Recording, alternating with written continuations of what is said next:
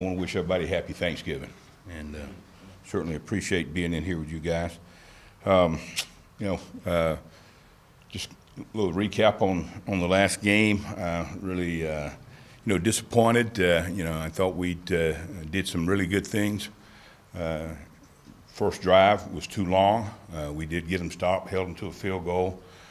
We had 3 chances to get off the field. We didn't do a very good job of that. And that was part of our problems all day, getting off the field on third down. And a lot of those third down were, 3rd and 3 or less, and still it doesn't matter what the down and distance is, you got to get off the field. We didn't do a very good job of that. I thought our kids or our young men played hard. I think they played physical. We didn't tackle as well as we needed to, and then in some situations we didn't cover as well as we needed to. And that's why, the result was the way it was. We played a good football team, played a very good offensive football team. We knew probably in terms of dual threat, guys that can throw it and run it, he's as good as anybody we've played, talking to the quarterback. So, and it doesn't get any easier this week. Different, it'll be a little bit different style. One of the top quarterbacks in the country. I think they're bringing back 5, 6, 7, 8, 9 starters.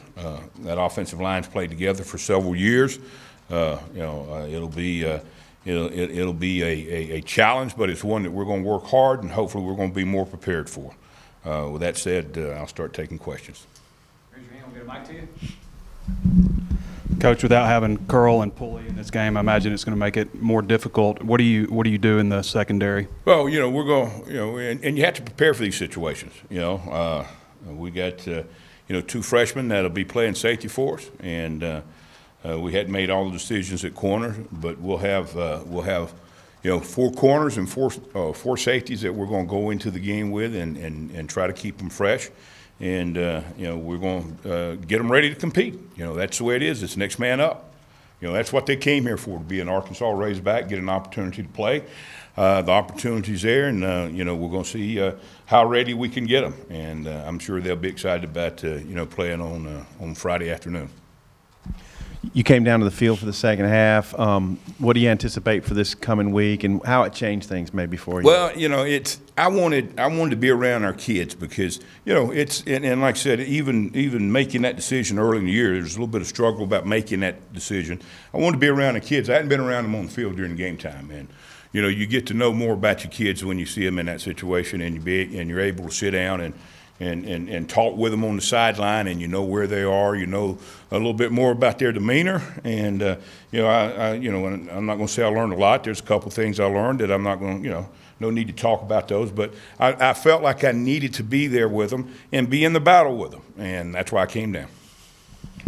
Any thoughts about this week? No, not yet. It's and see what the weather's like. No, I'm just teasing about the weather. Yeah, it's going to be raining. Well, I'll probably be no. No, I enjoy being around. I enjoy being around our kids when they're competing. Obviously, I mentioned this earlier in the year before we played even the first game. It's easier to do your job in terms of calling the defenses, from the box. It's a calm, it's an environment that you can really, think and do the things that you need to do. But I've done it both. I've done it both ways. And I just felt the need to be on the field. And, hey, come Saturday, if I feel like I need to be on the field with the kids, that's where I'm going to be, right in the middle of the battle. Crockett's a Little Rock kid, and he's part of that 1-2 at running back. What do you think of those 2 guys, and maybe specifically on Crockett, too? Well, he's been injured a little bit. I don't like the fact that he's been injured, but, if he doesn't play, it wouldn't bother me. No, he's a good player. He's a really good player. Certainly you look at that, and in their offense, he fits them, and he's a powerful guy. He's got good size, and he runs hard, he runs physical. It's a complete offense. When you start breaking it down, there's no question about it. Where do you find a weakness? They got a tight end. We've played good tight ends, but they got a tight end that's very efficient. And well, he's better than that. He's a good player, and obviously he's a go-to. They got a couple receivers that can stretch the field on you. And again, they got a quarterback that can deliver the ball. And again, you're looking at an offensive line, and I'm not talking about a team that's undefeated. They've had their ups and downs too, but they are a very, very, very talented offensive football team. Yes, Chad doesn't seem any less angry today than Saturday. I mean, just how do you feel the players and coaches have responded to to how his feelings about the Saturday's game? I think we're all disappointed in Saturday's game, and certainly, I'm gonna always be on the same accord with our head football coach. But if you accept losing, then you're in the wrong place, and you're in the wrong sport. It's just something that we can't accept. And anytime we don't get our best on the field, and at times we were good, but it wasn't our best, and that's the bottom line. And we didn't play well enough to win, even though we played a good football team. We didn't play well enough to win. So, you just can't go on and say, okay, we lost, let's go get ready for the next one. It's not that easy. It's not that easy. And I'll tell you, hell, I didn't sleep. I didn't sleep any Saturday night, Hey, I slept a few hours Sunday morning, but it bothers you when you don't get your best. And that has to do with me. It has to do with preparation. It has to do with everybody around. And if you can go home and go to sleep, something's wrong. Something's wrong. Now, I'm not suggesting you have to, you have to kill yourself or anything like that, but you don't feel good. You don't feel good. And I had a high school coach that taught me a long time ago, the only cure that gets that feeling back is winning. That's why you go compete, because you want to win, and you can prepare and you do your best to win. And this game isn't any fun when you don't win. And I tell the kids that all the time, so they're not going to hear anything they hadn't heard. If you don't win, it ain't any fun. We don't go just to compete. We compete to win, and that's the approach we got to take, and that's the approach our head coach takes, and he expects that every day. And I agree 100% with him. I asked you about Armon Watts last week, but physically, what is it that's allowed him to do what he's done this year? And I think he's among the top defensive tackle sack guys in the country. Well, I think, a couple of things, Number one, and this is the biggest key of all, he's balled in. He's all in. He's all in. He wants to do it the way you teach it. He wants to do it. And he doesn't have, hey, coach, what about this? That's not him. He's all in, and he has worked his rear end off to get to where he is. And all the credit goes to he and John Scott.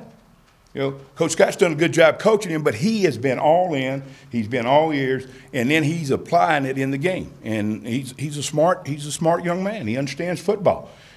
He could go teach everything that he's doing right now. He knows it that well, and I think that's a big part of it. And when you get, obviously when you get your scheme in, and that's a big part of growing, as a person with him personally, but then when you start growing as a football team, it's when they're able to teach each other. When they're able to teach each other, and that's what we got to be able to do. And we're a lot closer to that than we were 8 or 10 weeks ago.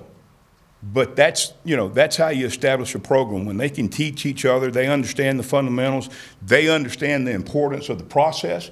And listen, the process is not easy. It's not easy, and I'm going to talk to you like I talk to my guys. It's not easy. And sometimes it's not made for everybody. It's not made for everybody, and it's those guys that are going to separate themselves, because really and truly, there's about that much difference between being good and being great. And the guys that search for that every day are the ones like Watts, that, in my opinion, has had a great year.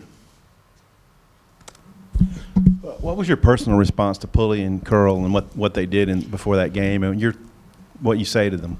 Well, and I really don't like to talk about this. Coach has said enough, but very disappointed. And again, as far as I'm concerned, that's enough said. Very disappointed. They understand that. I understand that. And listen, it's about, when you start looking at it, it's about perception. Even though that was not acceptable, but it's really perception. And here we are fighting, to develop the kind of culture where you're going to have a winning attitude by every guy that walks on that field. And again, I'm not questioning their character, but the perception was not very good, and it had to be addressed. And our head coach has handled that, and I'm with him 100%. One more time. Thanks, Coach. All right, thank you guys. Appreciate it. Again, happy Thanksgiving.